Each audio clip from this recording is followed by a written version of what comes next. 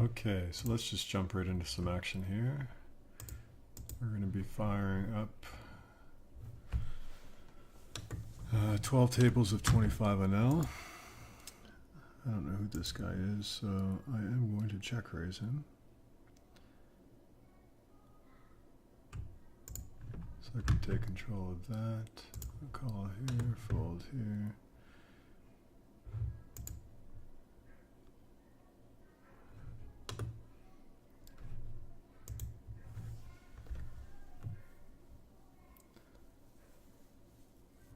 Against a tight range, I like leading here because it looks like I just have like a 9 or something.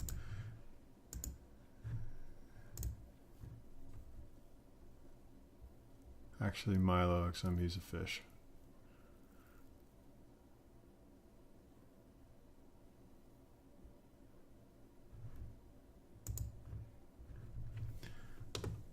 Okay.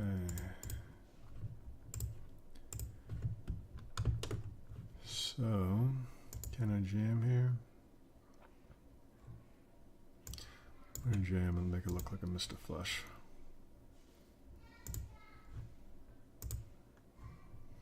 Maybe he missed the flush.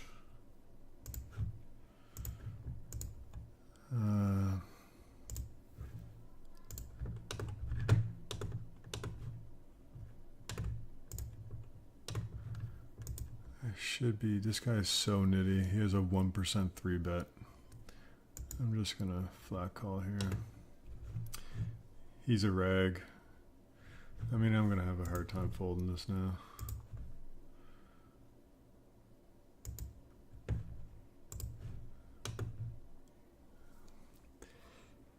He's a losing rag. So basically, if I have a red tag, means he's a regular who plays all the time, but is probably a losing player just by some of the things I do or see them do.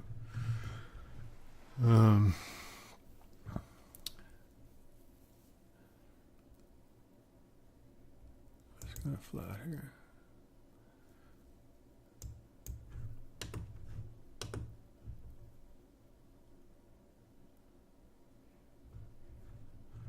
It's not a great card because he could have jacks. I'm just gonna put out the half pot bet and hope that he has ace king. I mean, it's with him, it's either he has ace king, aces, or kings with a 1% 3-bet.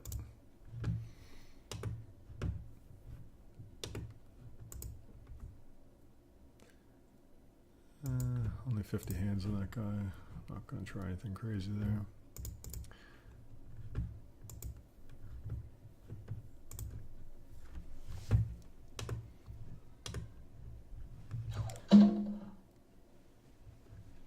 And this table looks like it's falling apart, so we'll jump off this one. And we'll probably end up focusing on my best 9 tables once we get going. 2 checks to me. I'm going to bet here because there's a lot of cards I can barrel. Very nitty player. This is a 3-better full, but he's a super nit.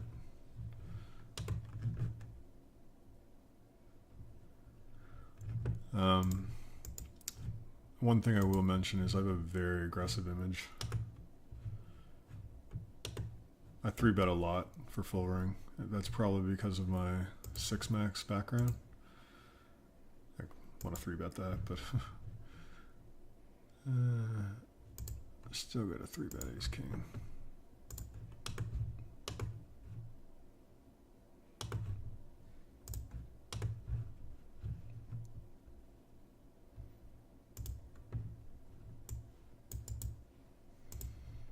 No c-bet out of position. That's a big bet. You can have a fish. 3-way pot. I'm just gonna check and give up. I'm learning the hard way over and over again not to bluff at 25 NL.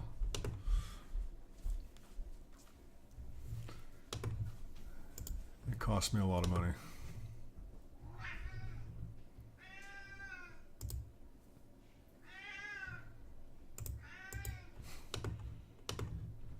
my pet rat.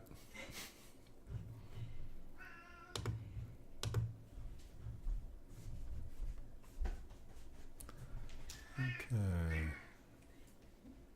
Does not fold a 3-bet, but he's opening way too much for mid position. I'm going to use the king as a king blocker, just for card removal.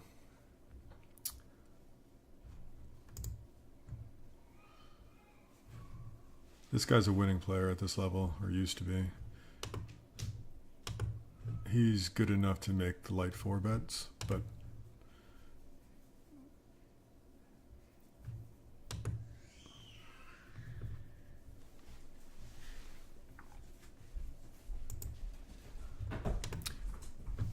and when I get a 3-bet flatted there, I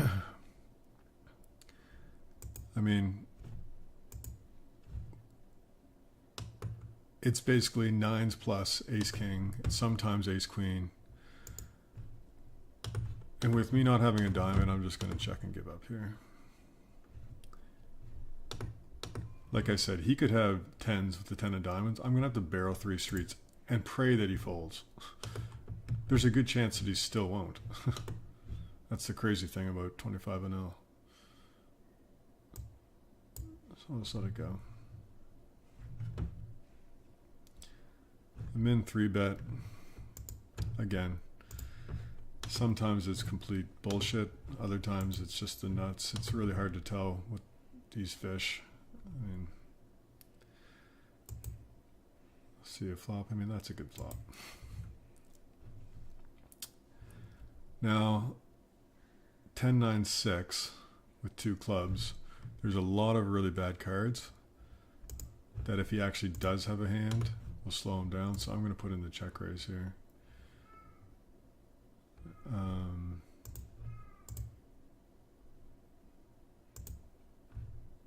Sometimes he just has like a hand like ace jack and just folds. But sometimes he does that.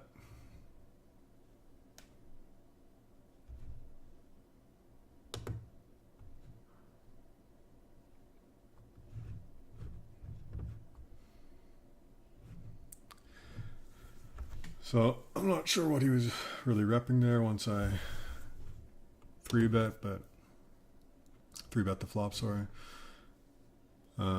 Just trying to get lucky most of the time. And that's the crazy thing is,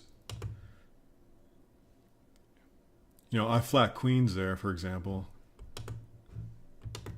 and don't flop a set, and I check raise, and he does that. It's like, what do? You just instantly think that he has aces or kings. But then they just show up with that. So, I don't know. It's really, for me, a 50-50. Half the time they have hands like that. Well, ace queen's not bad, but half the times it's like ace 7 offsuit, you know, getting crazy with pocket sixes.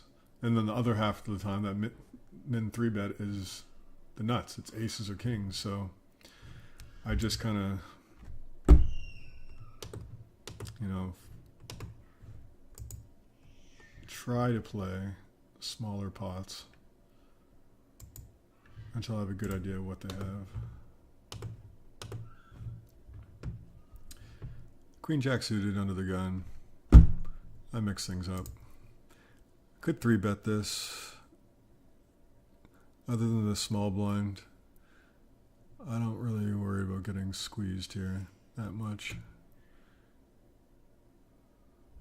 So that's flat there.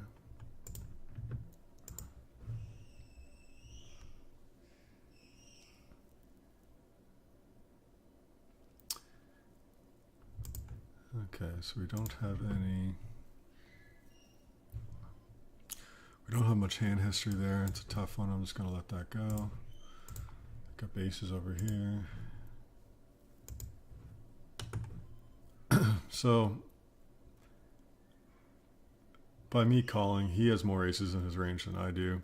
Again, I'm not overly thrilled about having to bet at 25 and 0 because sometimes they just don't fold, and it's just, to me, not worth the aggravation. No hand history. I'm still going to 3-bet that. And like again, the min 3-bet. Who knows? That's probably not a great card. I mean, Queen Jack's going to still call me.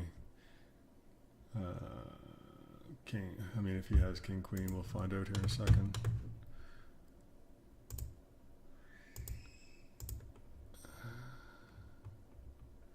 So on a flop like that, you really only have to bet small, just because they're either going to call with an ace or they're most likely going to fold. Now he could be flatting a pair there too, but this is actually a great card for me to check back, because I would highly expect him not to bet out on a pair, and he's probably going for the check call with, at this point, I'm guessing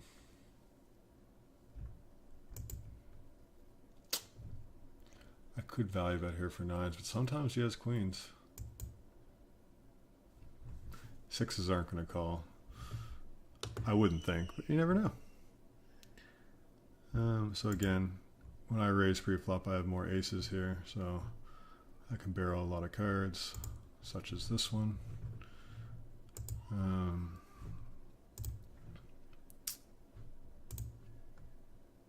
Again, sometimes I like to check, but I just find if they're on a draw, they just check back.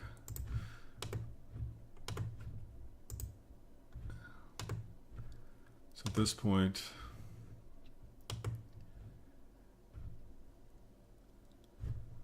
if he has an ace, he's probably not calling a massive bet.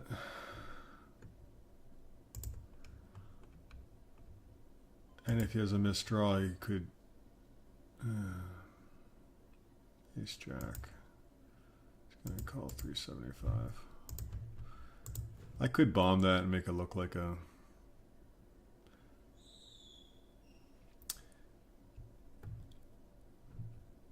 It's probably more likely there he has a draw of some sort.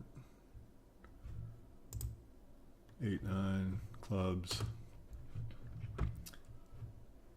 But again, a lot of them just check back even when they miss. They don't try to represent anything. And when they have weak aces, which they'd always call, they just check back. So again, I err on the side of betting. Interesting card here. Don't have to bet big here, but I'm probably good with ace high. So I'm just going to adjust some of my bet sliders here. 30. I might overbet. So I've really been working on overbetting.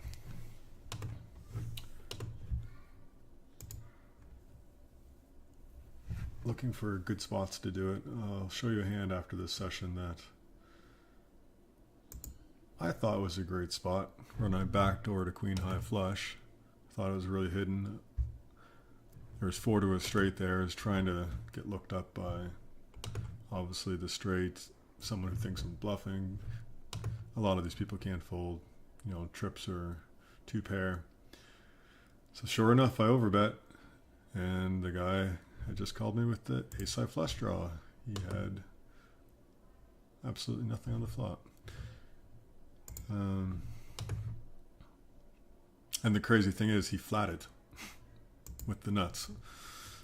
So very interesting. And again, out of position on 3 to a flush boards. I don't really bluff. I'm trying not to, because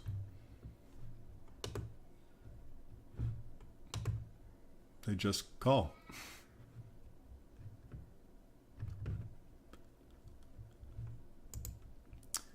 Okay, so this is a good board that I can barrel. Boards like this again, know nothing about this player. Just gonna probably check and give up out of position.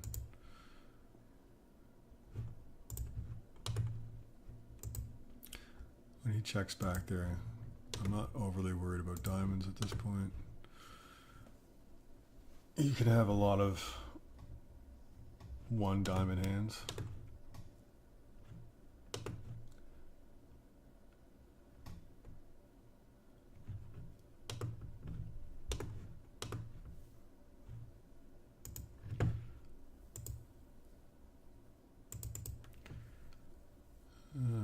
So today's been a relatively long session. That's weird.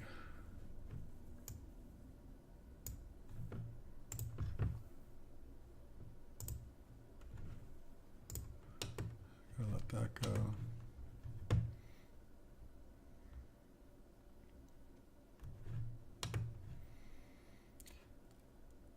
So when he flats there, this guy has aces or kings always. Now this guy's a maniac, so he could have literally any anything, but this guy's a rag. And excuse me, proves me wrong.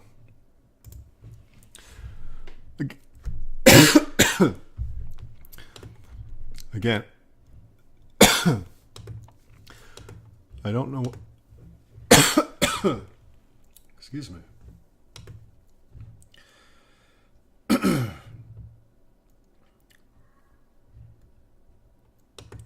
I don't know.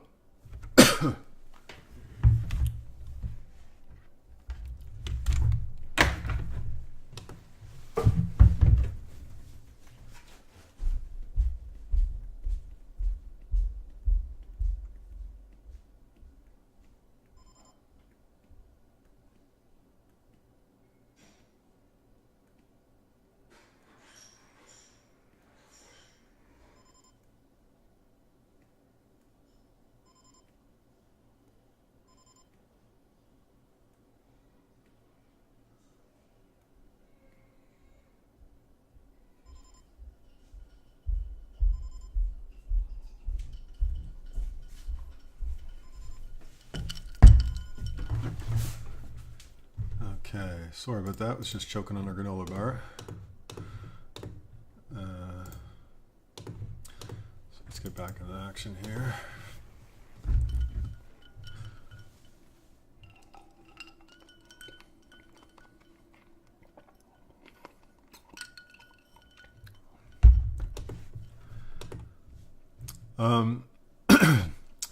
This is very player dependent, but a lot of very nitty, very passive 25 and L players, if I get 4-bet with a hand like Ace King offsuit, I'm just going to fold.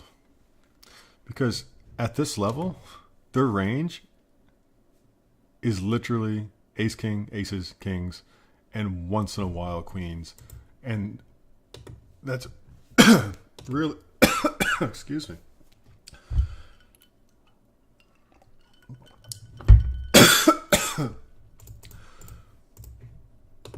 Only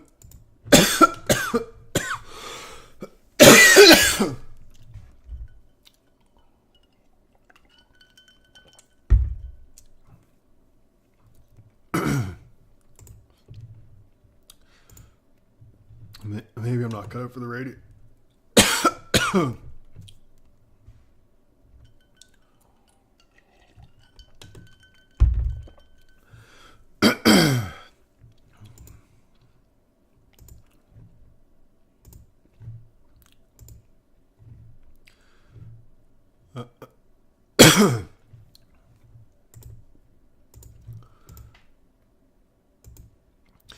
Against the button,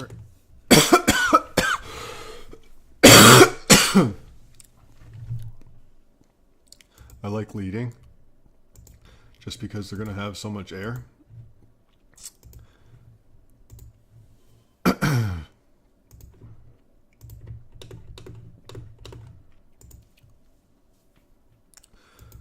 So again, I can't really get anything to fold because I just never fold. So I'm going to represent King Queen.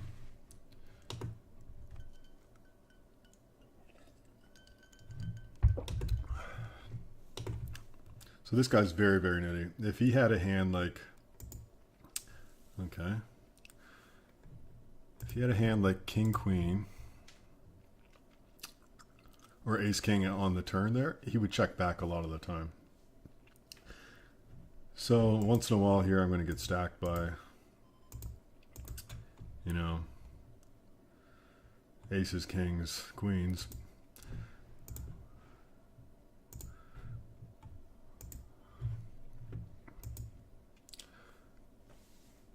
Yeah, so he would have checked back the turn, knowing him and how nitty he is.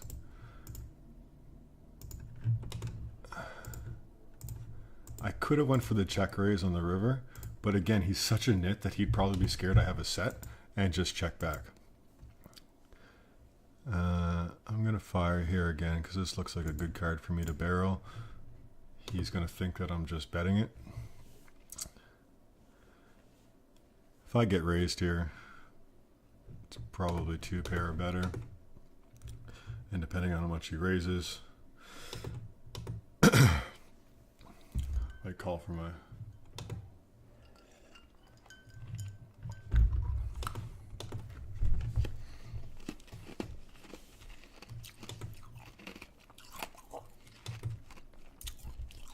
Oh, queen, jack, king, queen. We'll check back there always.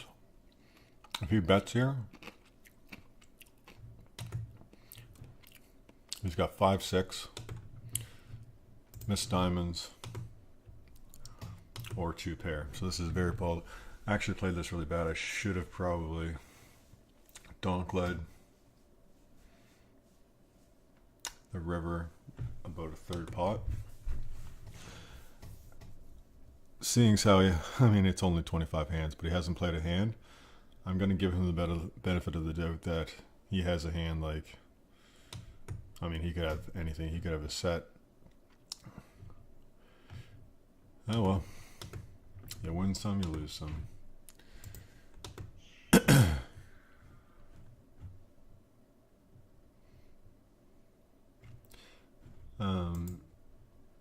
This guy's a rag who I have a lot of hands on. 6,000 hands. He's a losing rag for sure. I like to mix in some 3-bet bluffs out of the small blind. His range should be relatively wide in the cutoff. And again,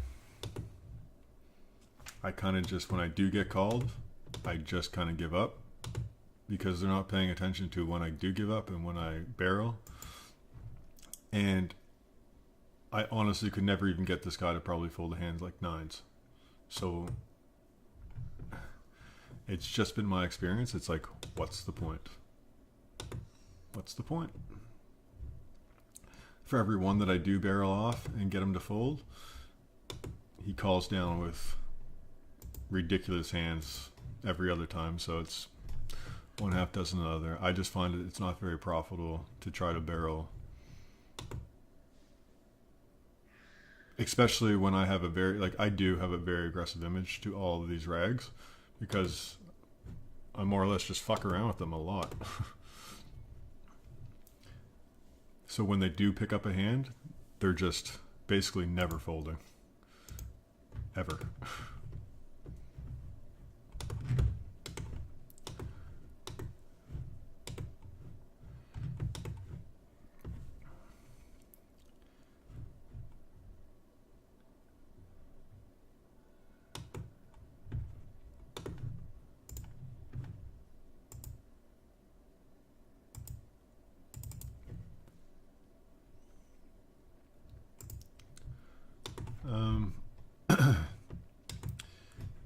In one of the upcoming videos that I'll do, I'll review my stats in Poker Tracker and talk about my win rate and a few other things. UTG. So Ace Queen's definitely ahead of. I hate getting in the middle of, it's quite, if I flat there, I can get flatted by like 3 other hands, and then I'm playing like a hand like Ace Queen offsuit, which I don't mind turning into a kind of like a semi bluff once in a while, I just instantly get 4-bet by better, and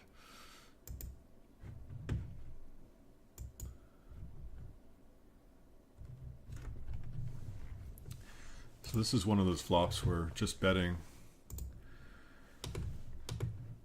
betting a third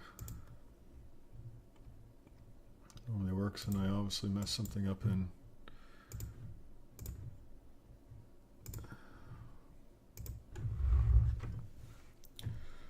so what range can we put him up when he flats there?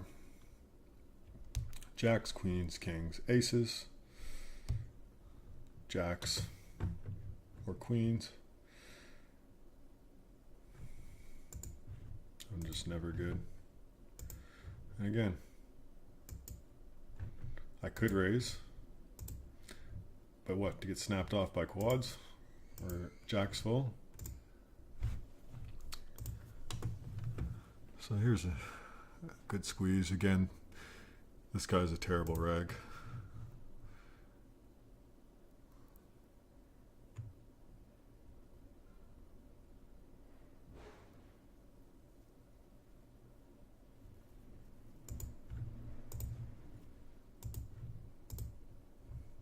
I'm going slightly on the bigger side because, again, I think he thinks I'm terrible for whatever reason.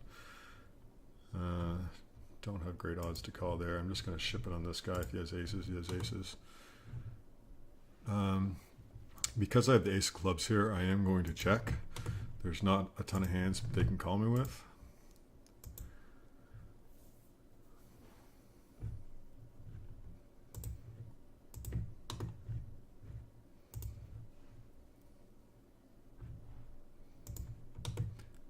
If this guy calls too, I don't know what I'll do.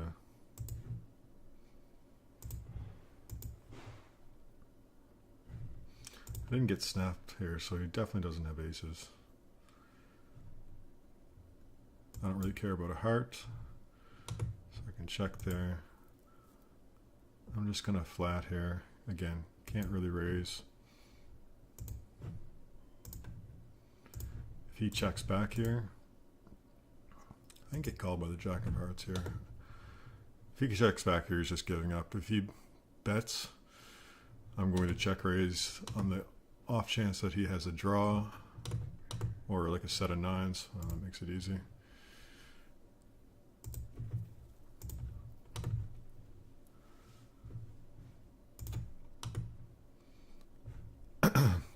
For him to bet the turn there, he has a hand like king, queen of clubs, queen, jack of clubs that he decided just to flat, or sets. Really hard for him to have the case ace, but sometimes he does. And that's why I just check, because he's gonna, that's the thing, when they do have a good hand, they're just gonna bet anyways. So I don't mind 3-betting here. That's definitely isolation, but I don't mind playing tens, flying tens here either.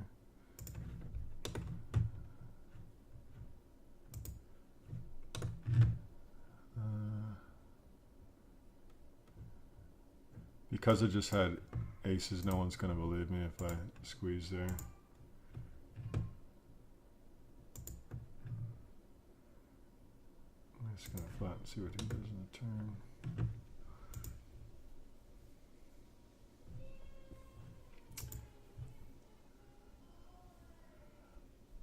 Backdoor hearts, 9-10, sets 2-pair. I'm just not going to value time myself. But the one and only hand that would call me.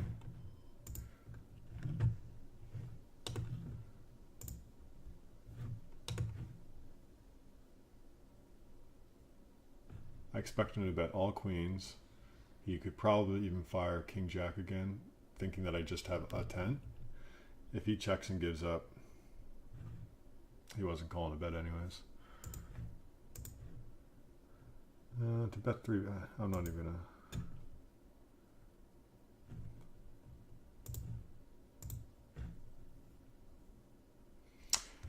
Now that he's thinking a long time, I'm going to tank for a while and then raise because he's going. So that's a pretty good card. This guy's been pretty fishy, but he can have 8-9. He can have better aces. So I'm going to check call there.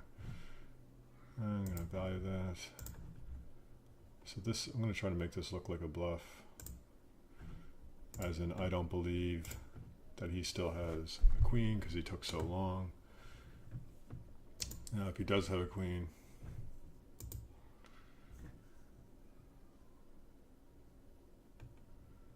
I'm just going to put in a small raise to get to the river.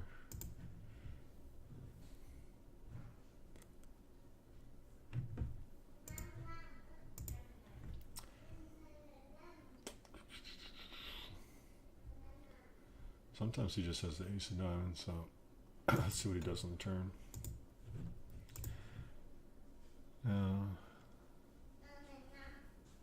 He's 3-betting out of the small blind a lot. No. I'm just gonna.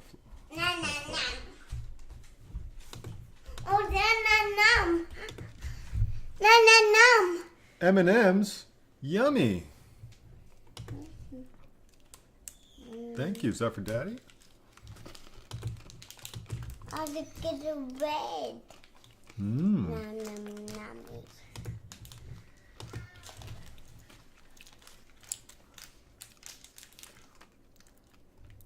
And as you can tell, this guy just never believes me. So again, just another guy who I'm just not going to bluff. I'm going to try. Oh.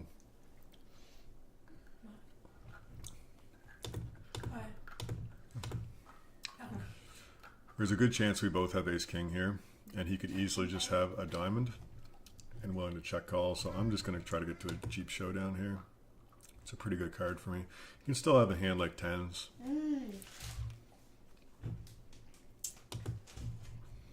If he bets here, it's pretty interesting. It's pretty much a toss-up between a chop and pocket tens.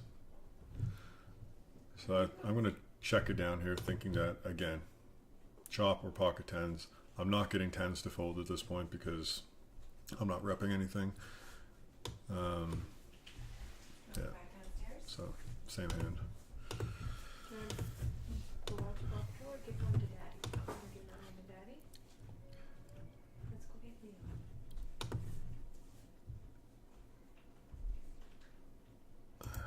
So I'm going to try to play a few pots with this guy. Seems to be on here having a good time.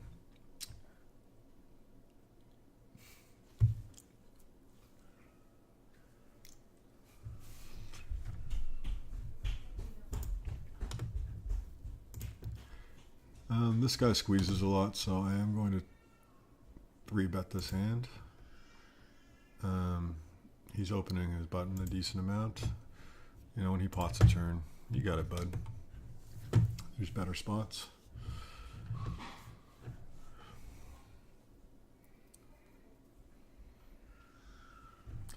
Can't flat. This BSTU sim is aware enough to squeeze those situations a lot. This guy's one of the only, or used to be one of the only winning players who I kind of respect at this level. So I do like to flat hands in position against this guy and just give him a hard time on a lot of flops and turns and just put him in a lot of tough spots because, again, they're just not thinking on multiple levels.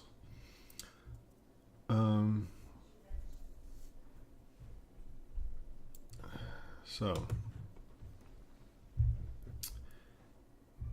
if I had 2 diamonds, I'm definitely raising here, but just having the 1, I think flatting's a little bit better. If I raise, I'm really only getting called by sets. I mean, I can fold out a lot of his 1-pair hands, his air, but I don't have enough equity that I'm happy getting that in, so I'm just going to flat here. And we get shoved on by the fish, and if this guy reshoves, I fold and lose $3. Now the flat is interesting.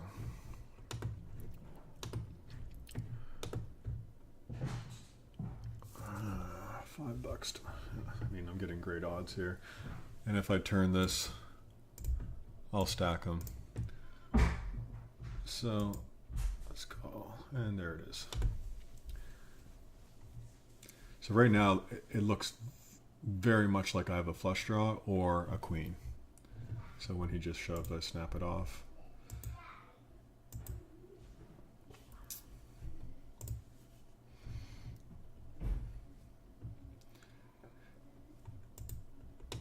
Now it's a tough spot for him there because it's one of those things. He re-raises on the flop there. He only gets called by me if I have him crushed. And that guy, I think this guy's okay too. In position, I always flat suit aces. Out of position, not so much. And I raise there. He's donk leading into me.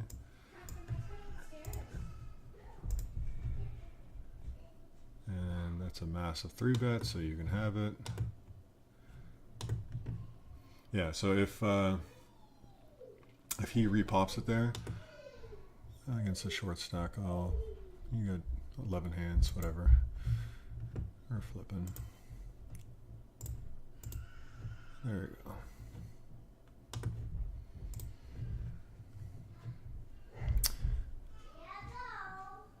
I'm not really a conspiracy theorist, but I do believe that the fun players with short stacks do run pretty good on PokerStars. Maybe the site wants to keep them playing. Very polarizing bet. The tough thing is, it's not worth it because there'll be better spots where I can just snap them off. Again, another reg, super net. I'm just up against the same range all the time. It's aces, kings, ace, king, once in a while queens. So why do I want to get involved in that? So I'm going to bet here again. Because if he has a diamond draw, he's going to be scared that I have the trip jacks. If he calls here, I'm just going to check down pretty much all rivers. If he raises, it's a pretty easy fold at this point. He could have 10-8, 9s, 10s, jacks. And when the donk lead comes, it's just always a jack.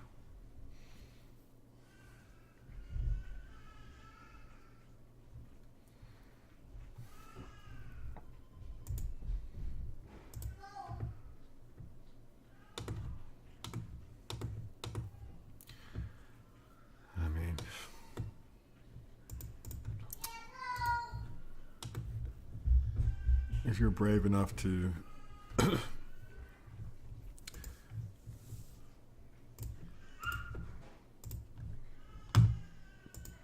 donk lead a misdraw when I could easily have a jack there, it's pretty bold. This guy, how often does he 3-bet? He 3-bets a lot, 3-bets on the button a lot. I'm going to throw in a check raise with a gut shot here.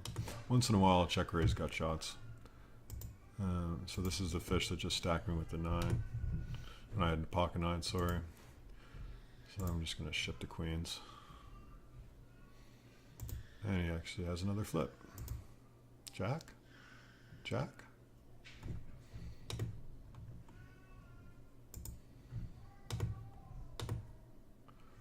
When he calls there, he just always has better than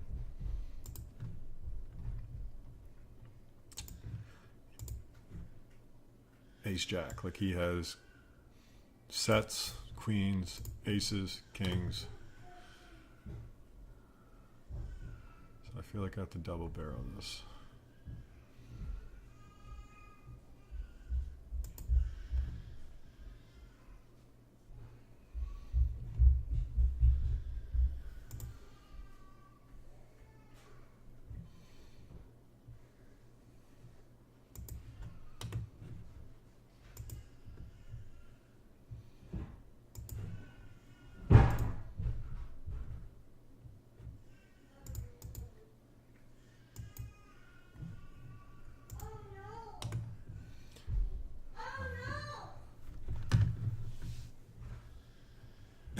It's so funny. Like, guarantee he had, again, set or two pair, they get so scared about getting drawn out on that they just do things like that. It's hard on the head sometimes. You know, the nut flush draw with, a gut shot or something like that, I'd probably just get it in on the flop because they're just going to do that so often.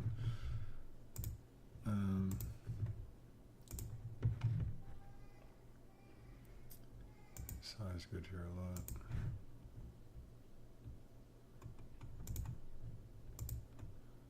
I 3-bet pretty much all my suited aces out of the small blind as bluffs. Can't check the turn. He's going to have a lot of overcards. I'm not really worried about 9-7. There's a lot of flush draws.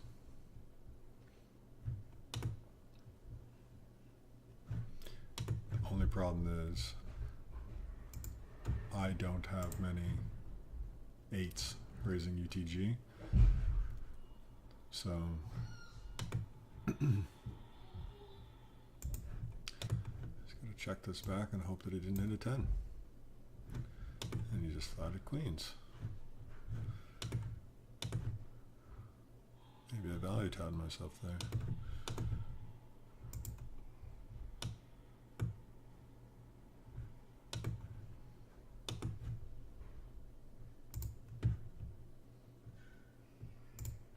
So what we're trying to do here,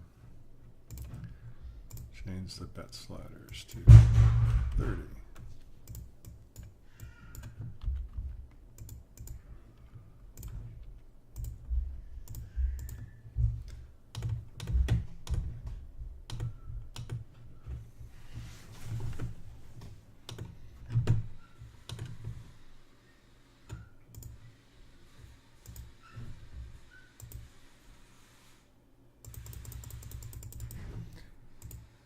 $90 today.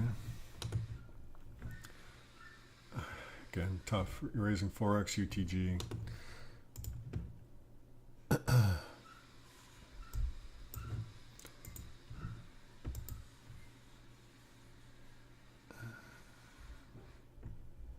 No chance of getting squeezed only by the small blind.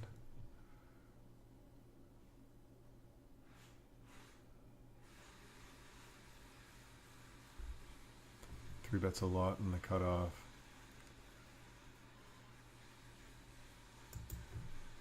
I'm gonna flat that. My hand pretty much looks like exactly what it is. But if he shoves and he folds, I call him.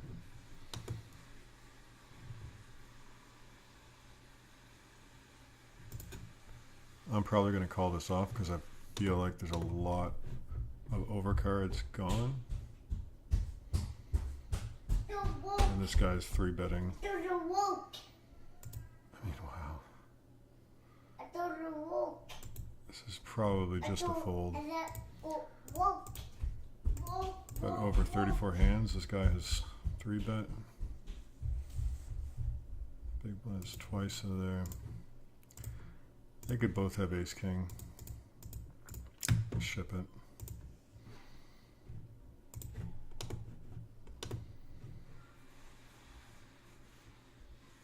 Just deuces. I would have lost to the ace-10. It's just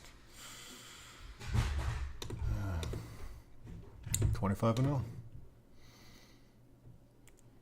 And I still would have lost to the ace-10 who's that dog. It's great.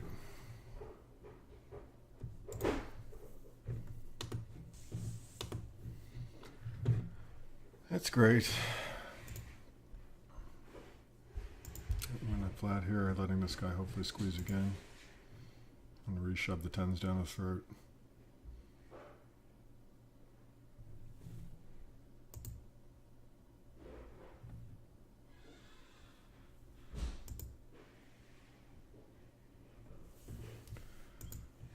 Oh man. The reason I don't bet that is because what's gonna call me?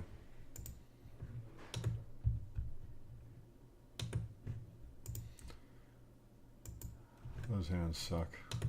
It's like the craziest things you see at NL25. So again, 2 overs and a flush draw. You're a small stack. I mean, you can definitely have sets. You're never folding a queen because you're check raising. So 50-50. I hate taking 50-50s.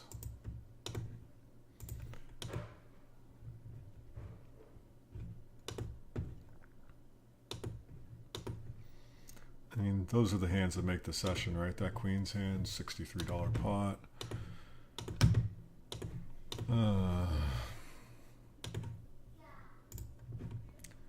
We lose that. Now we're up 130. Can't dwell on the past. Just continue to grind. Check this down. Hope my 3's good.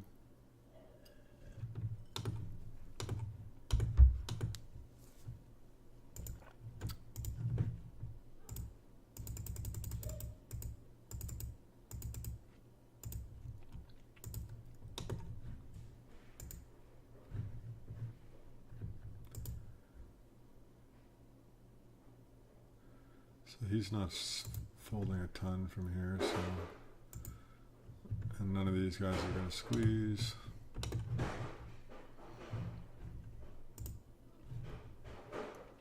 Got the 6s.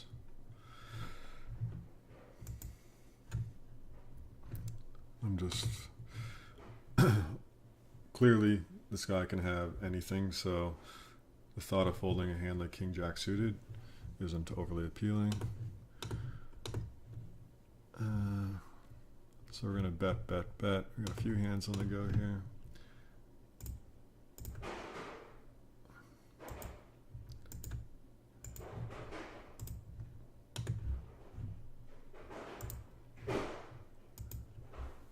So I'm gonna ramp up the bet size here a little bit because he can definitely have pocket 4s.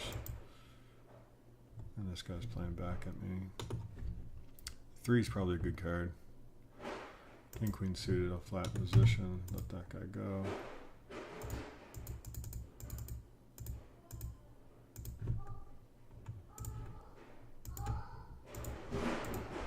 Too many draws not to bet. Take the free card. Thank you.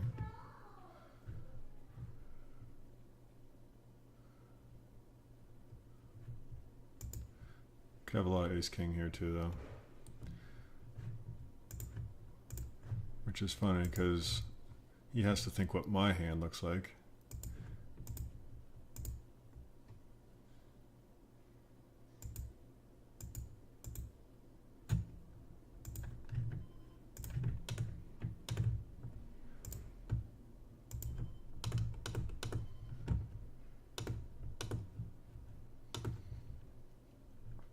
Again, a 1% 3-bet.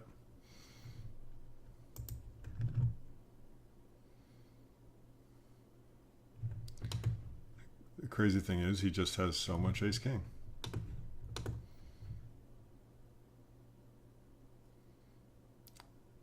But if he bets, it's like, to me, that's why I never think they're thinking on multiple levels, because if he bets, what calls him?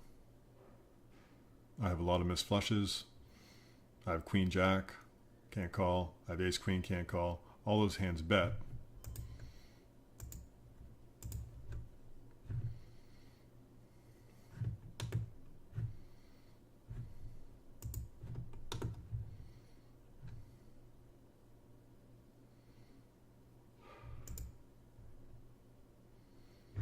I mean, it just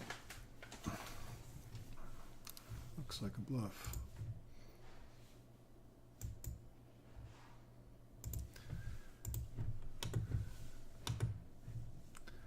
And here, again, it's one of those things with a 1% 3-bet. If he bombs this, what does he have?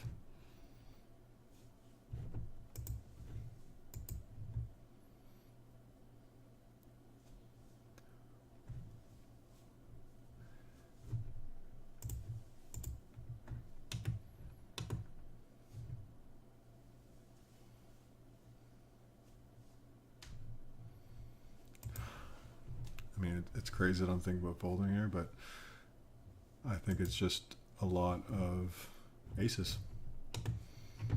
I think I got one out of there on the river.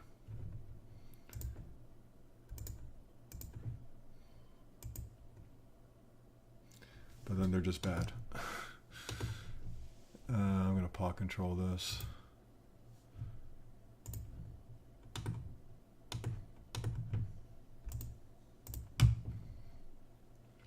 So diamonds missed. Actually, I feel like raising that, but I can't.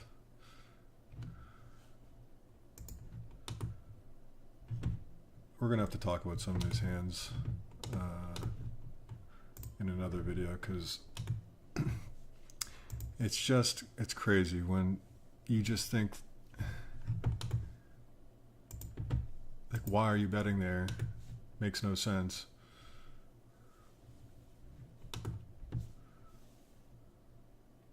It's not deep enough.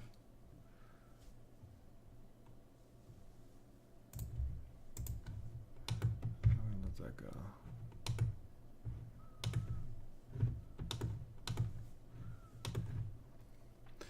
Two callers for him to bomb the turn again. Again, it's same hand or better. Once in a while they have ace jack. And with the caller there, like, he got called in two positions. To bet that turn again, it's a lot of, like, minimum ace jack.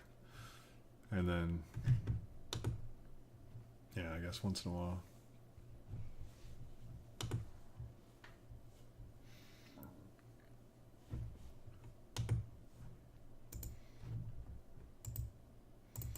Now throw in the $60 hand, and we are up 170.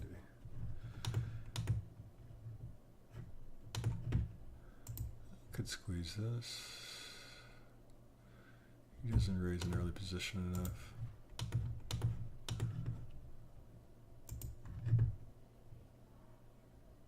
I don't have to bet big here. I want a jack to call.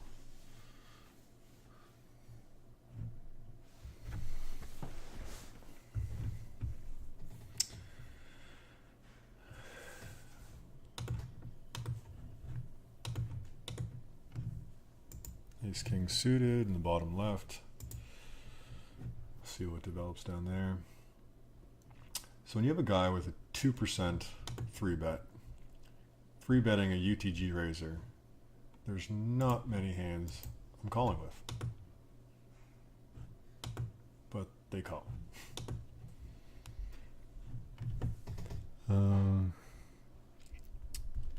This is a tough board for me to rep anything, so I'm just going to check call here. Again, I'm thinking most of the time like I'm playing against competent opponents that would just say, look, you didn't hit that board, I'm going to raise you. But that's just not the case.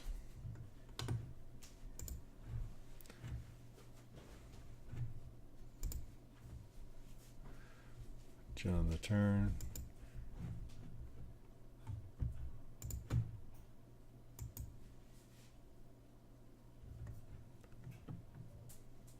Again, don't have to bet big here.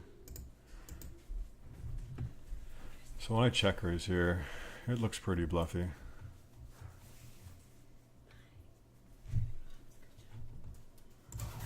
Which is kind of what I want. Maybe like I have like the ace of hearts or something like that. Most of these rags can't figure it out. I'm going to check here. Raise these tens, call that. Check, check, check, fold. So when he calls here, he has a pretty strong hand. So I'm just going to make it look like a bluff and go all in.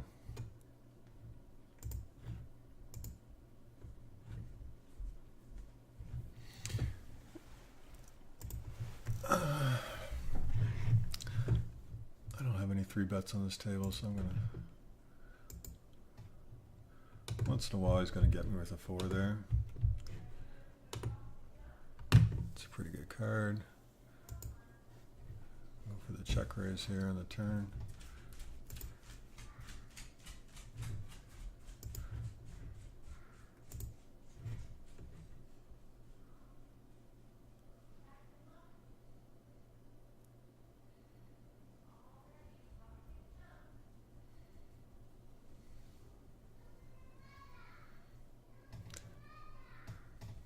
So no one's checking a set there. So what hands can they have? Over pairs, pair nines, pair tens.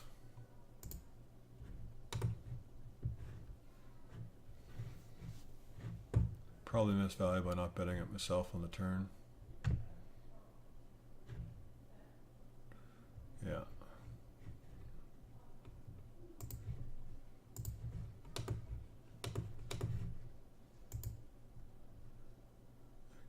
Don't really like betting or three betting against short stacks. I defend a lot out of the big blind.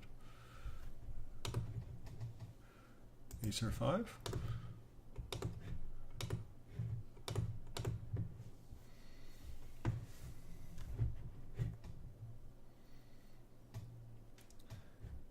Now what hands here do you bet or do you check? Such a small pot though.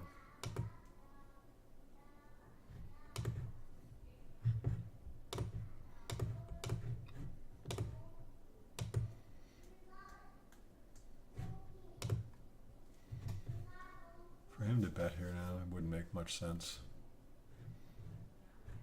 But I mean, he could try to squeeze out some value. How are we doing?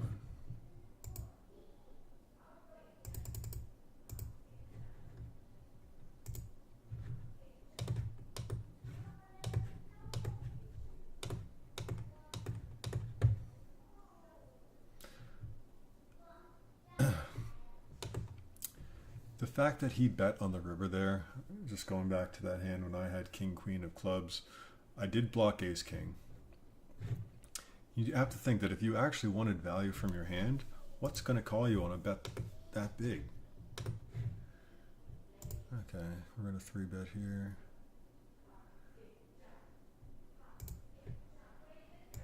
I defend a lot of my big blinds. Probably a league of mine.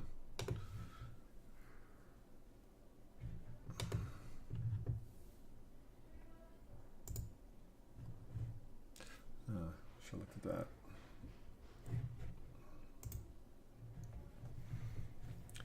I used to get tricky and check back. I'm getting donked into. I can flat and raise no hearts. People say, well, why don't you raise? Well, flush draw is going to call me anyways. This way I know how to proceed. That's a pretty good card. I'm always getting stacked by nines and threes. It's just going to happen. So when he donks here, we're going to raise it up to pot.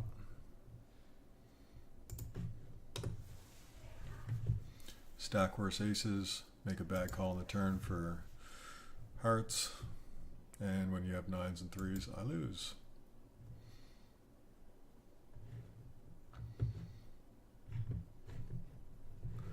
And that's what, I mean, that was a very helpful turn card. But that's what happens when you flat as opposed to raising.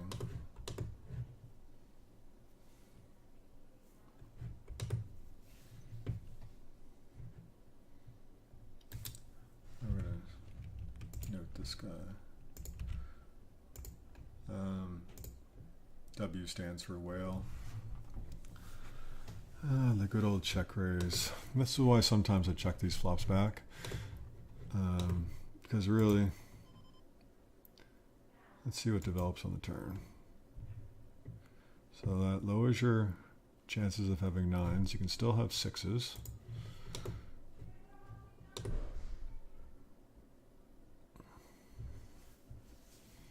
I'm going to put you on sixes or a flush draw. I doubt that you'd play ace queen like that, but you might.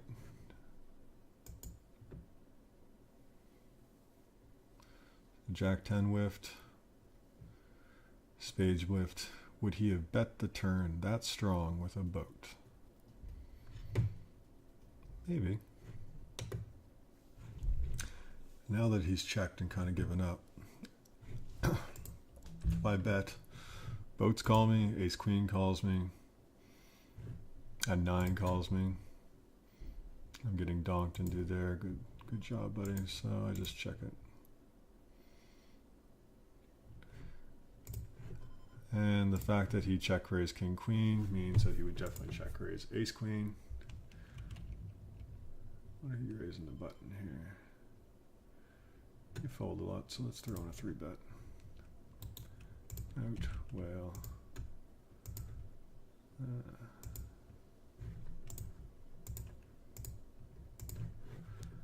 Again, I don't like barreling off here, so you're just going to check and give up. I'll take it. If not,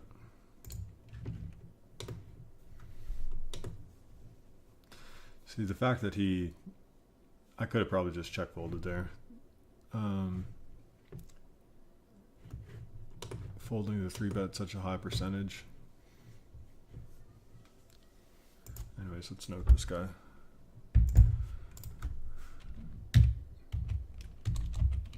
Check raise king queen off on wet board.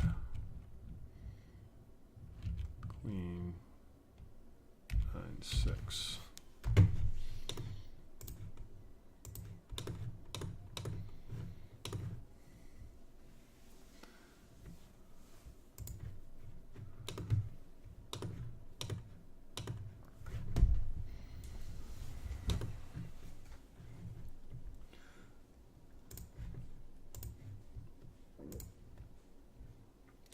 So at 9% squeezing, and he just flats.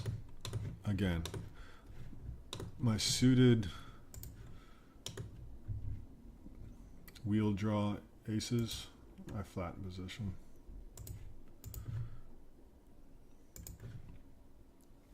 So again, what do you have? You could have a 6, you could have better 5s, you could have miss clubs. It's not worth it.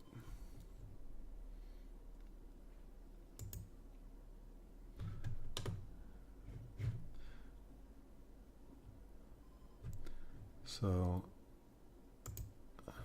I try to, if he hadn't called, I would mess around with him on that. The reason I lead is because I don't want to have to check raise and fold him out. So I'm guessing one of them is on a flush draw. So let's charge the max here.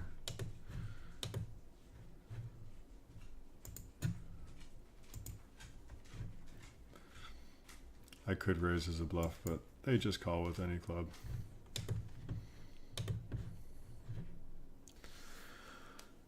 Now, am I betting too big there? Say as a hand like 9-6 or 10-9 of spade. Like they're never folding, so that's why you try to bet big to try to take advantage of the hands that they just never fold. And then when the pot's $25 and they have $11 left, you check to them and they just mindlessly go all in. So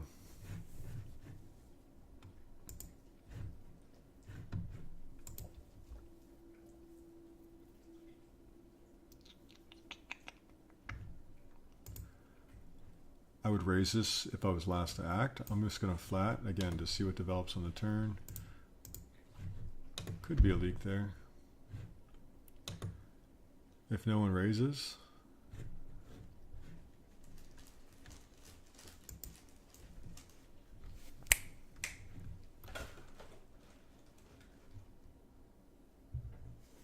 check back second pair.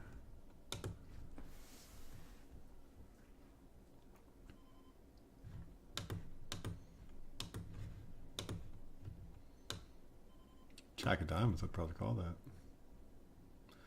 Try to get value from one diamond.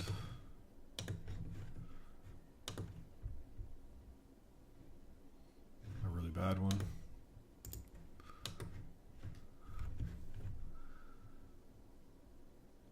I normally only go to 4x, but with kings and aces, I go to 5x to really try to limit the amount of people that are cold calling behind me.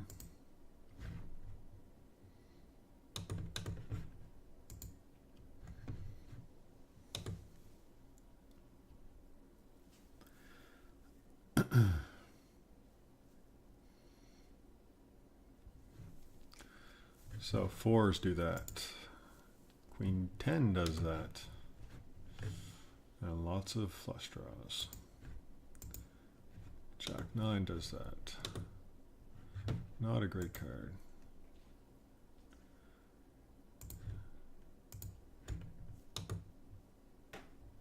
Fours kind of get ruled out. Queen 10 a beating. You don't have King Jack. You could have the ace high flush draw. I think you could be turning it into a bluff. That's the shitty thing, is sometimes you just gotta pay off fish. King Jack's unlikely.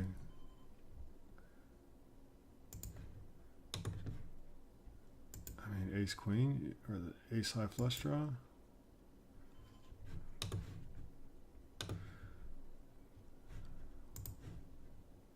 I get stacked once in a while by pocket tens.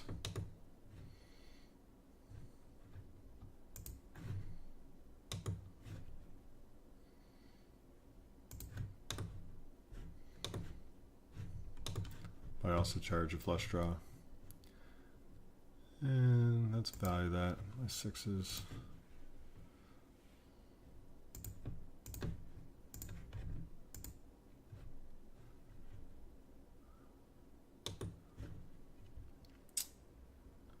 Don't have to bet big here. Half pot. I'm gonna fire any 9, 8, club.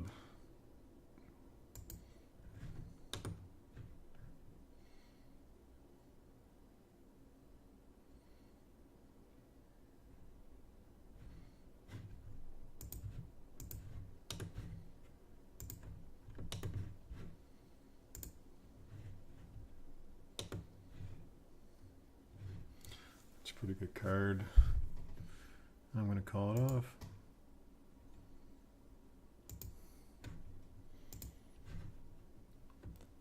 You can kind of feel it sometimes when they just want to outplay you. Funny thing is, that always gets called because you always think they're bluffing. So I got to work that into my game, but actually having it. If you know what I mean. I have to review that hand.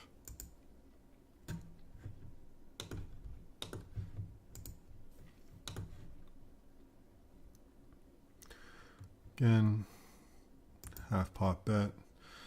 Kind of give up if I get called.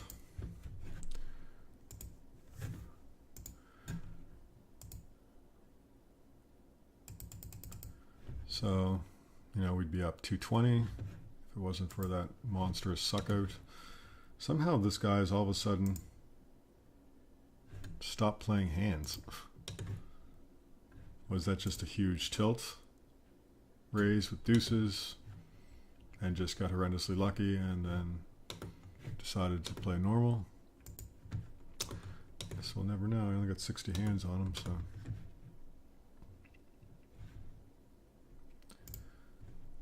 We had about $1,000 earlier.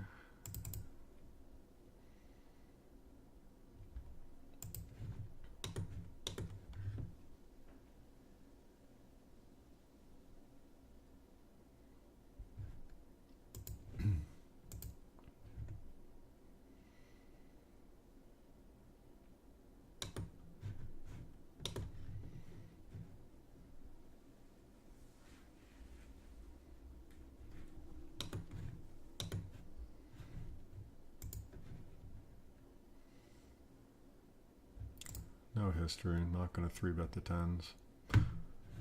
Certain players I would. Again, not much to do other than call here. Get that guy involved with the flop. I'll probably call 1 or 2 here. This guy's just shipping it, so this guy's now a whale. Not that he wasn't before. Let's call here. If he fires here, we'll just give up. Just because, what do I call that flop with? Queens, flush draws, twos. So for him to bet again means that he's got at least one of them.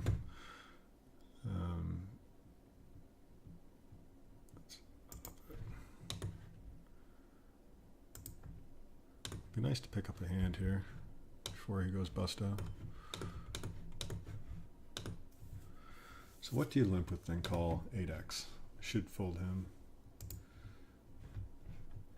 Again, don't have to go big here. If you can limp call 8x, means that you can never fold an 8 or pocket 3s, 4s, 5s, 6, 7s. So basically I just have to hope that he has air and is willing to fold. And I'll check call, and if you river to 9, you river to 9.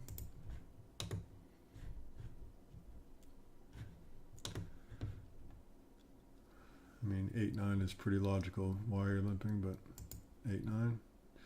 Jack 9, what a call on the flop.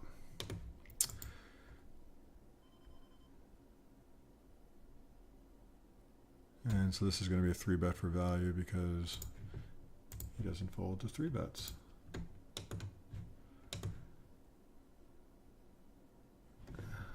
Why am I ever surprised? You know they have it.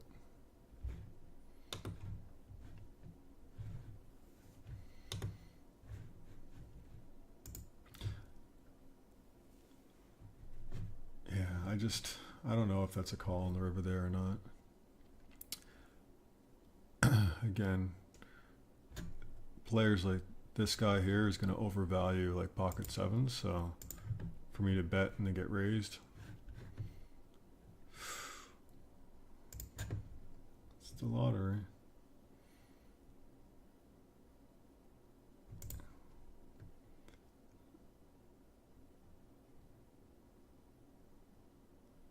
Let's see if I get shipped on. I get called, so I need a good low flop. Now I definitely have more ace kings than either of them. I have aces, but it doesn't matter when you get donk shipped into, which could have been probably still a call actually.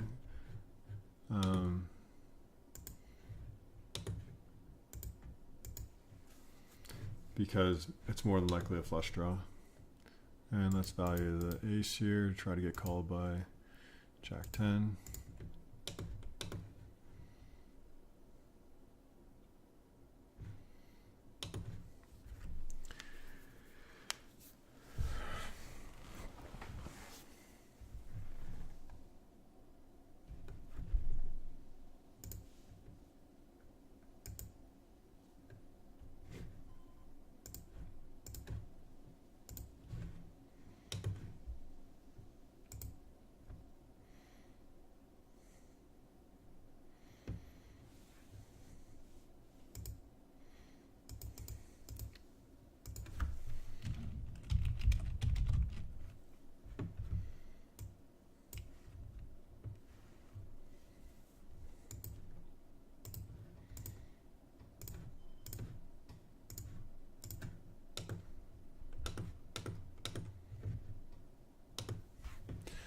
This could be a fun one.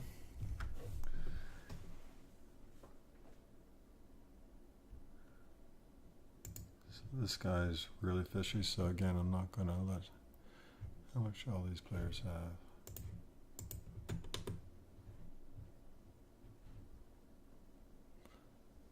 Got enough that I can flag call here.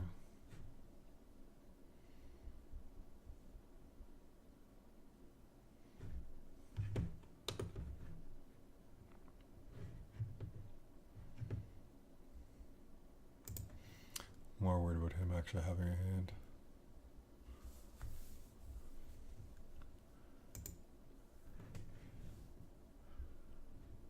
It's always a big hand.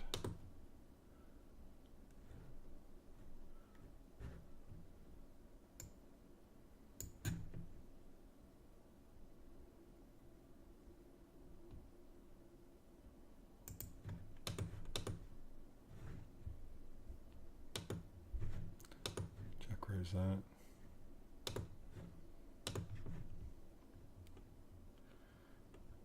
I have to make this pot big quick.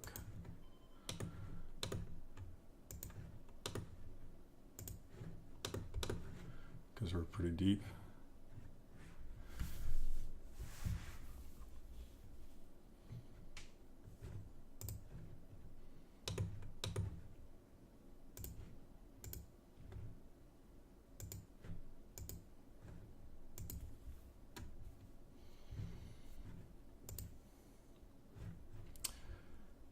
Again, I could bet here, get shipped on by him, king 10, spades. What we want here is the deuce of hearts. It's not bad, it's pretty much a brick. So the top two, I just gotta pay that off.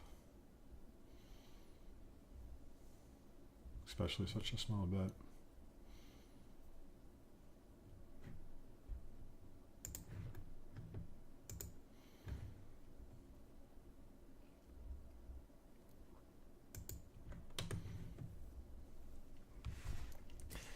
Raise pre, there's a lot of cards I can barrel here. Eights, fours, spades.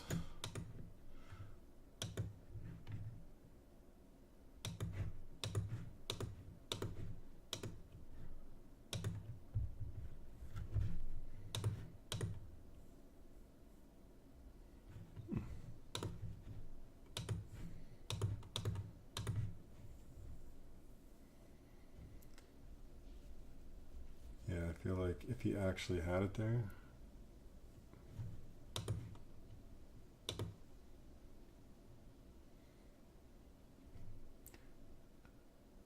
net, yeah, it's time to get off this table.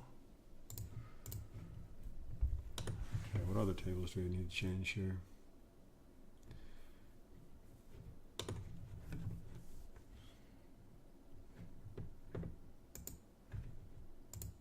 I feel like I lost some money there. Yeah. Okay.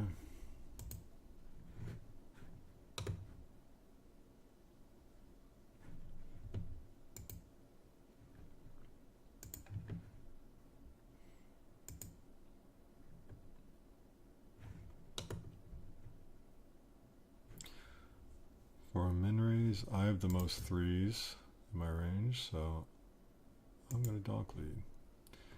I'm going to try to play as many pots as this guy as I possibly can. Obviously ace king hits my range the hardest, so again I don't have to bet big here. I can barrel nines, spades. It's probably not a good card because he can easily have a king there, and he obviously could have an ace and just probably never folding.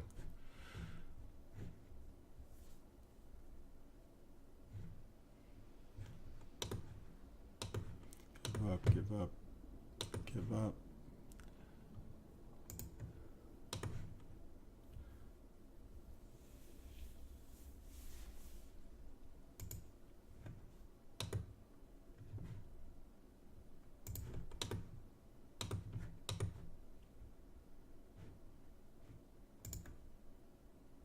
That'd be nice to have a six here. Probably call that hand with the six over there.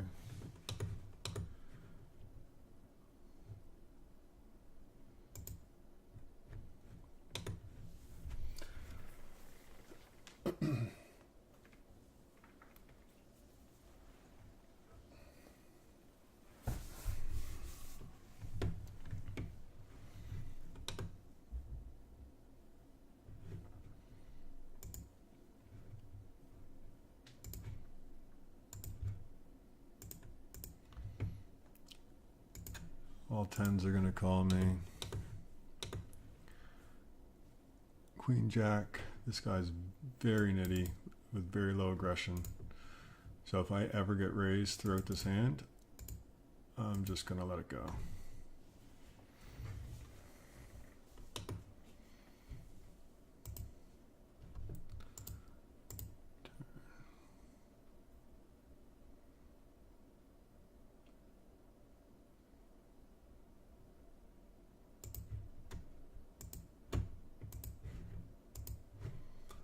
I'll check call that because Queen Jack missed.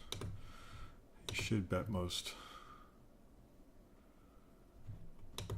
tens.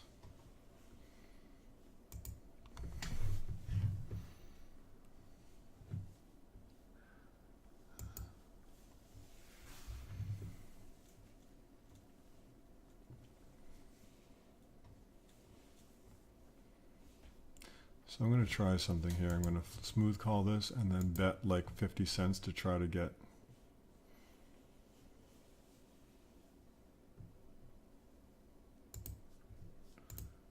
$0.50 bet probably would have worked. Gets him to raise.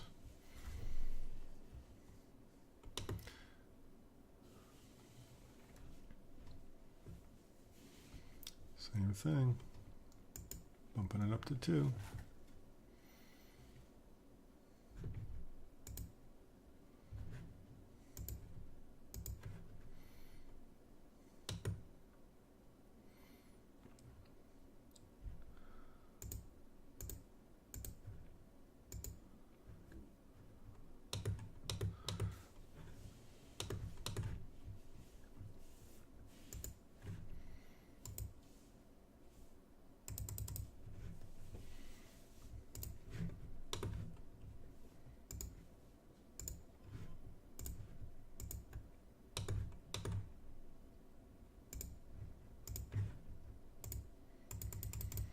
Pretty stagnant right here.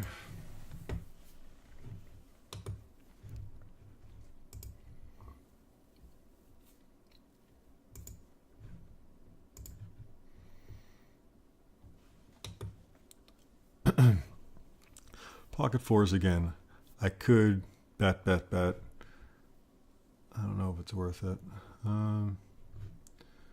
2 overs, a gut shot, and a flush draw against a small stack. I'm never folding, so let's put that little raise in, see what happens here.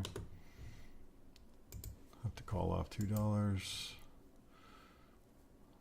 I'm a favorite.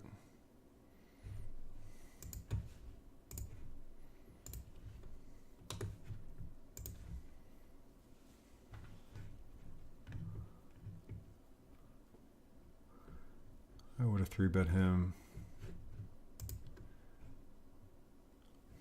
So a mistake a lot of people make is they bet this flop. But again, what calls you? I think it's a mistake anyways. I'm going to win money if I ever hit it, and they have a queen.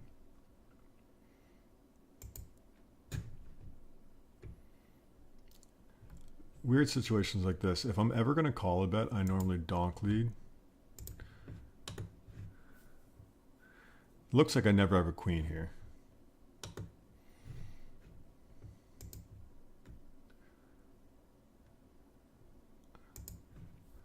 He can have king queen though.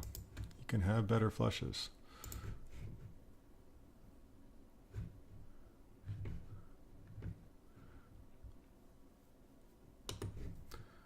So I don't really like this, but 4-1. Okay, also just a spade. I'm not really a fan of this. It's probably a waste of $1. I don't like drawing there without the nuts.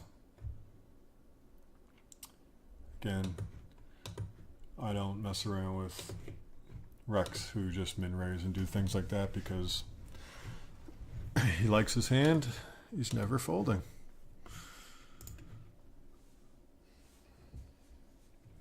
And did he have the... No, just... Oh, maybe I was good there.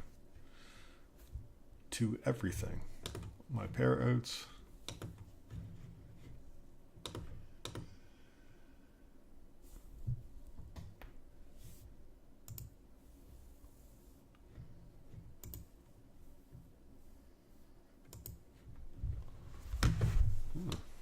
Idiot comment.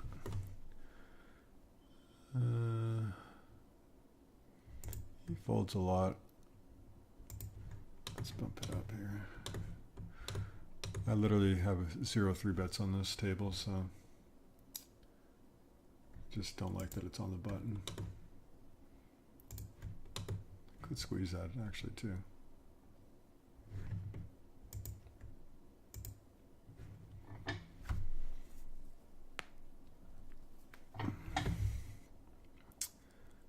So let's fold a 3-bet. It's pretty high. And he's tilting again.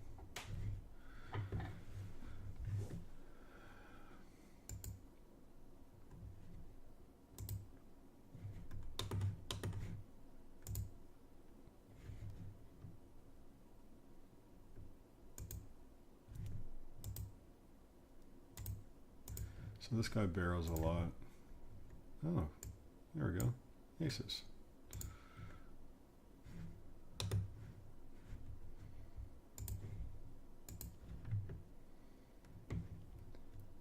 Again, always getting called by a jack or better.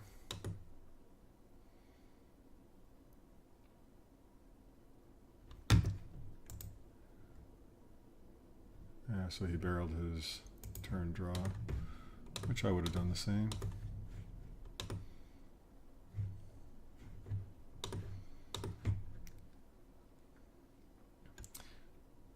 You love it when they do it, but you hate it when they hit it.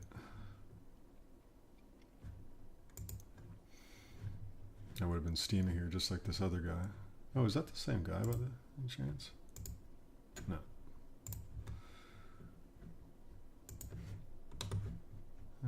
How often are you raising on the small blind? Pretty high percentage. If you're aware, just saw that I have aces I could get 4-bet here.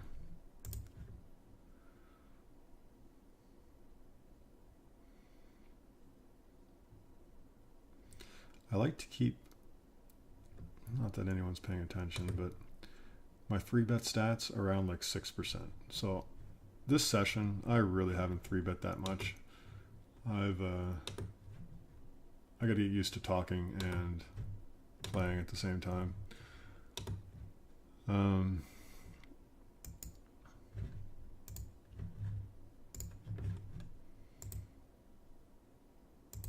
Ordinarily, I would be 3-betting a lot more.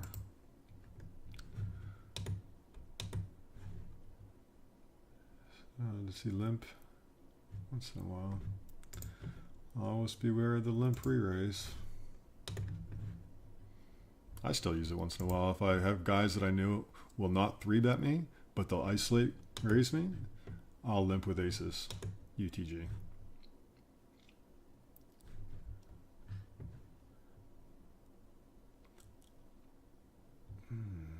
Interesting. So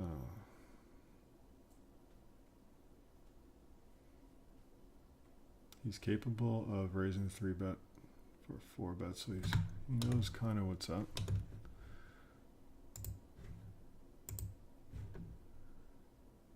He is a break-even player. It's one of those situations. Sometimes I like a shove because it looks like I just have ace-king. But once in a while I lose to aces. The no snap's a good thing. Unless he's just dicking me around. So I make it look like ace-king sometimes there because queens always call and ace-king calls pretty much every time. But, I mean, in reality what that looked like is there was a limper, I isolated him.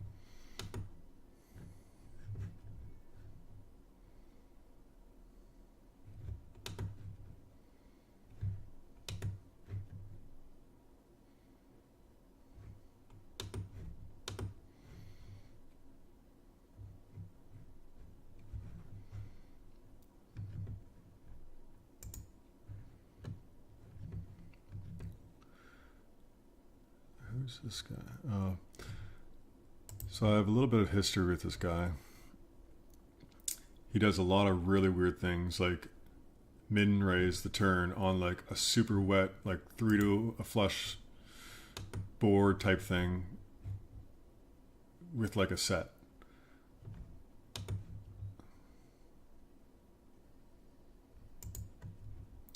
Again, not many 3-bets, so let's get one in here. And sometimes hands like ace-jack, I don't really like overcalling, so I will turn it into a little bit of a bluff and squeeze, especially when I haven't been very active.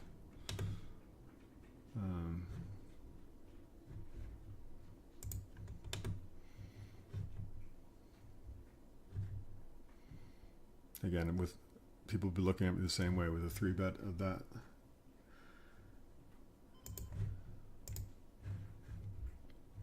And all in, we're going to call this guy. I don't know how many hands on him. Well,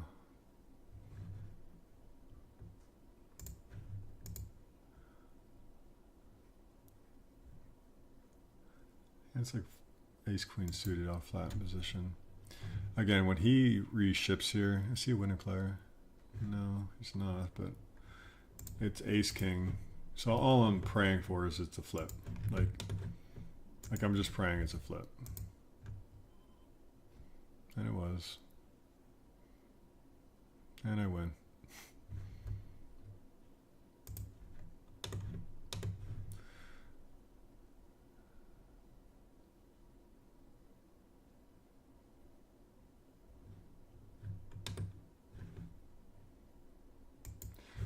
So that we'll review that hand because I don't know if that is a call. Like to me, I'm praying it's a flip. If not, I'm most likely dominated when a regular reships. I don't know. Maybe he can do it with tens, and if he has tens in that range.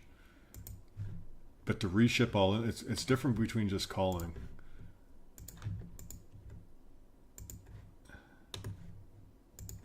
He just calls. He has hands like ace queen suited, ace queen, sometimes ace jacks. We know this guy's a fish.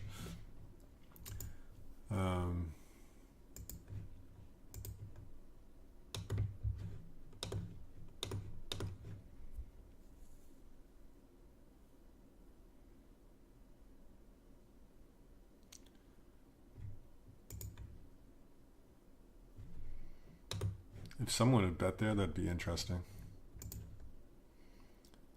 This guy's raising a lot from early position, so we're going to get in another 3-bet.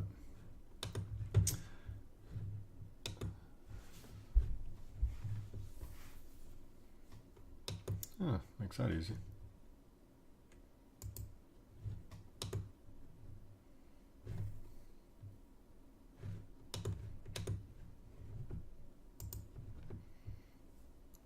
How are we doing? 194. Didn't get horrendously unlucky. We got 250.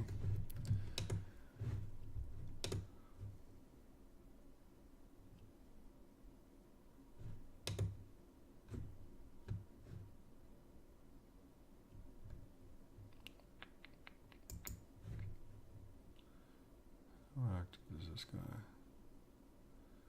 So against me, he's 4-betting. So this kind of sucks. He raises a lot from UTG, so we're going to ship it in. Hope for the best. Snapped by kings. Good flop.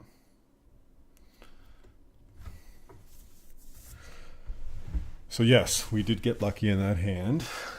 30% of the time, we're still going to win. However, versus myself, he's 4-betting my 3-bets every time. So this guy's very aggressive. So when you have a hand like ace king, what do you do? Flat with the flop. A lot.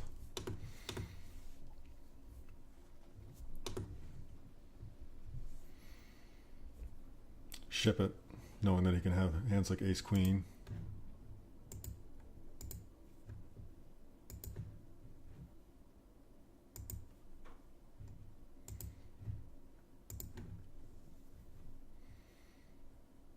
Again, only hoping to chop this.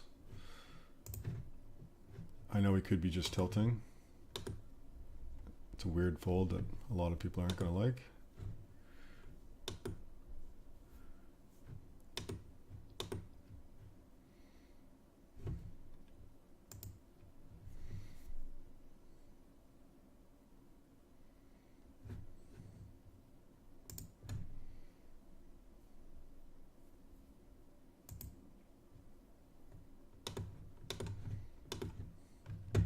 I checked my way into this. I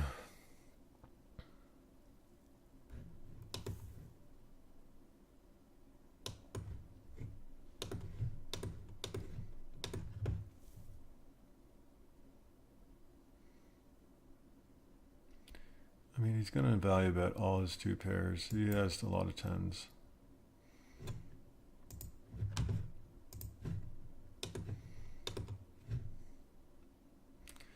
gonna. So again, my immediate mindset is always like, well, you never bet here without a 10. But everything that he called with and whiffed with, he has to try to bluff. The fact that I've checked 3 streets means how can he not value bet ace queen and fold to a raise? Ace jack, jack queen, king queen. It's just one of those. Okay, here we go. Maybe another feedback. You kind of just close your eyes and call. This guy's really tight. I'm just going to let that go. And sometimes he has a 10 and sometimes he doesn't.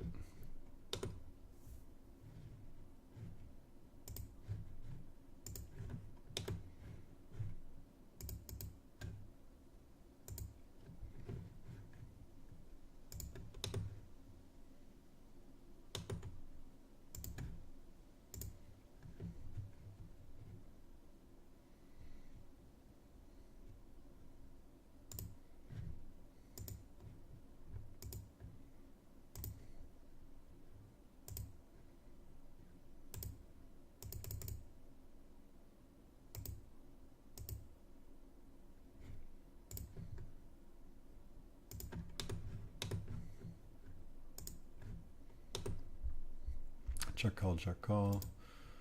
And all we can hope is that a king calls us. So what can we bet? 50 cents? Maybe 75?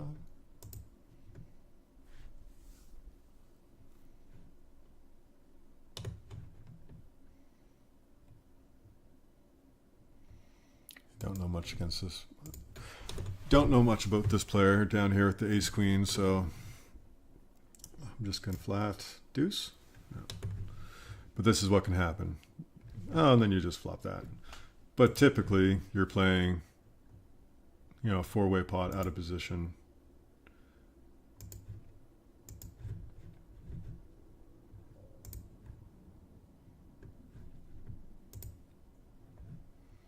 Obviously can't raise this.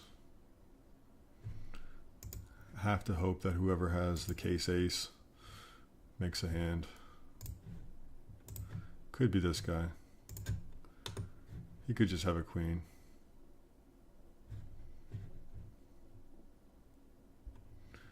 So let's bump it up.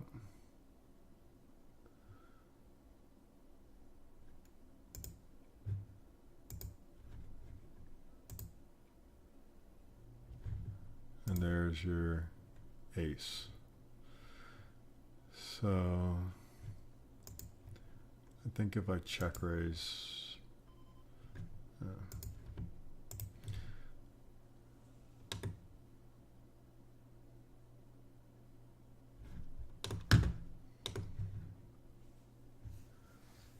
interesting. I mean,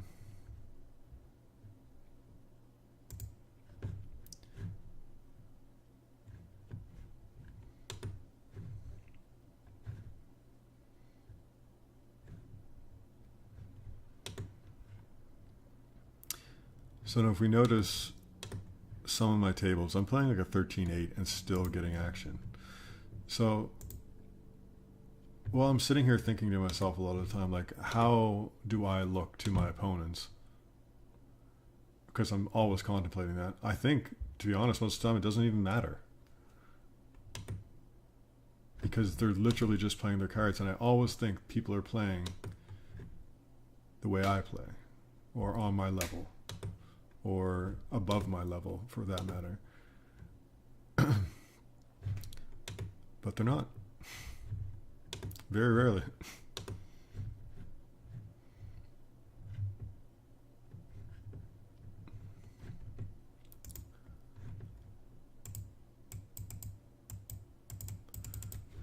$2.19. So we actually put in a fair bit of volume today. Probably be wrapping up this session fairly soon. That could be a squeeze too, but again, I just stacked this guy. Do I really want to get played back at? Not that he would, but you never know how people's emotions are going to make them feel, make them do weird things. You know, he 4-bets a lot. That's probably a huge leak. So I should probably be 3-betting for value, like all my really strong hands against him. Just because he's either going to 4-bet me or call.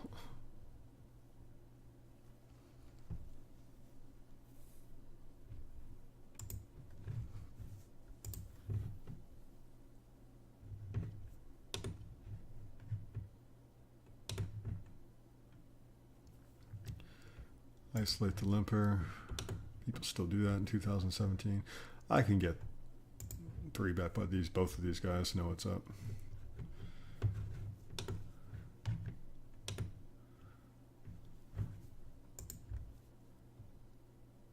Don't have to worry about getting 3-bet there too much. Don't have enough to 3-bet. Too small stack. 250. Well, so this guy 3-bet. He called. I'm going to call.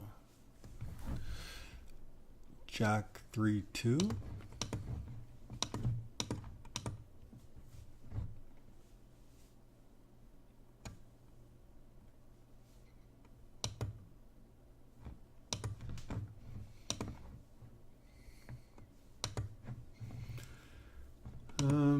Yeah, I think some of these tables are dying.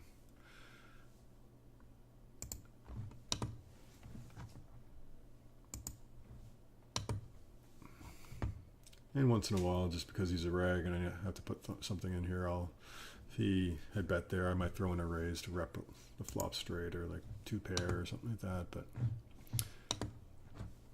he's going to let me check it down. I will check it down.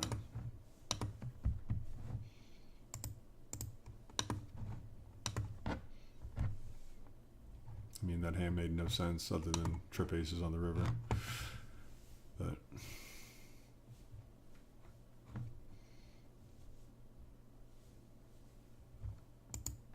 the weird thing is sometimes all of a sudden he overvalues like a 10 and just bets it. And then I'm thinking like, there's no way of trip aces, and I call. So like I said, it's close. It's like, do I call? Do I just let him go? I've only got 3 big blinds in the pot.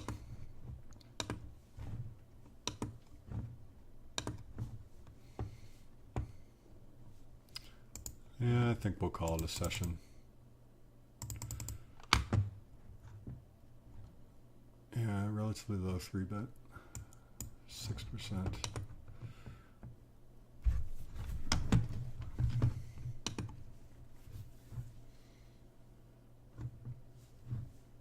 Can't remember how I lost buying on that table.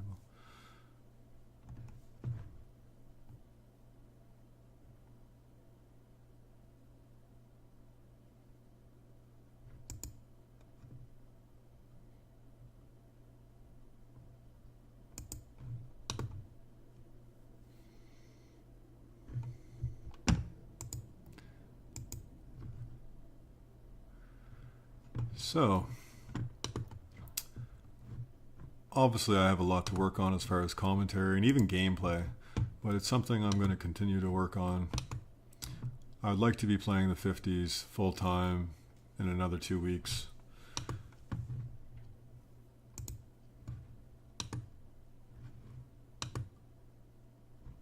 Hopefully I can edit this video. Maybe do some voiceover, talk about some of the more key hands in the session, some places where I made calls that might be a little bit whatever. Super dry flop, don't have to bet much.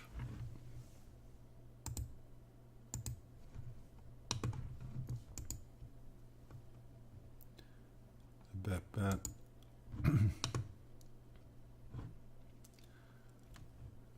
Cool thing about that small bet on the flop is that when he just flats that, his hand's never really that strong. I mean, once in a blue moon it is, but most of the time it's not. So when I get a good card to barrel, I pretty much always just barrel it. I have a lot of aces raising. a lot of hands for him could have improved here. Let's hope we just check. And nope.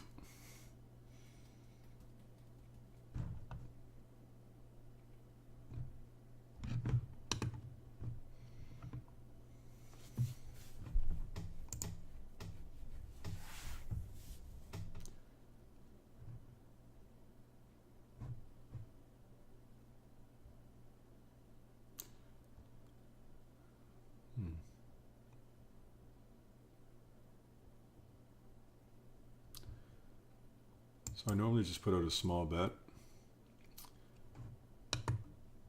have him flat, and then I'll check call, because it's more common that he's going to have some type of 6 flush draw. The flush draw gets there. The cool thing is this little donk bet, I could have a flush. So for him to raise this, I know he has it. So that's really weird. He flatted queens. Note that.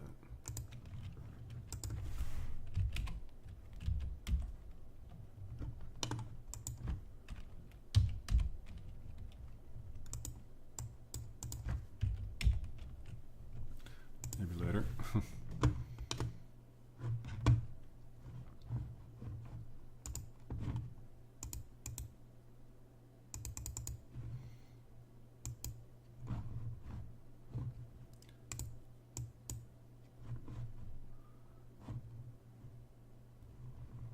If it wasn't the last hand of the session, I'd raise it up.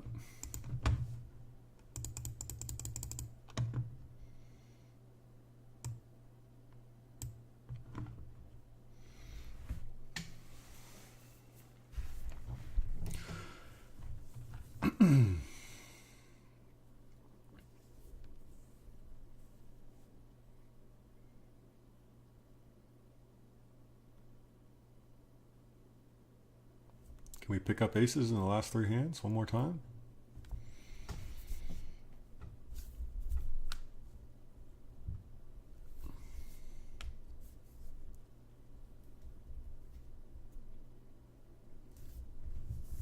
Old backdoor flush. Nope, didn't get aces there. So, how are we going to finish off? About $210. The session length is all out of whack there. And I think that's because I had played a hand when I was trying to set up this video recording stuff. I'd played a hand and stopped for like 20 minutes while I was working on it and played a hand, so it looks like it's one continuous session when I had about 3 hours more or less of playing around with software and microphone and setting things up, not really playing 12 tables. So that's why that's a little bit out of whack. Yeah, so it did not take me that long to play 2,500 hands. Yeah, so it must have been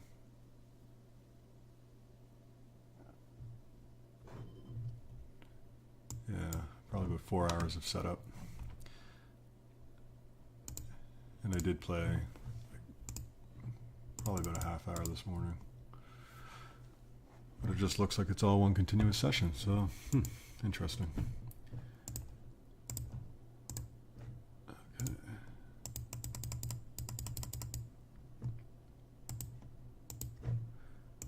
So that is that. Not a bad session. Up about 8 binds today. We're going to probably take a half-hour break and we'll get back at it. Thanks for watching.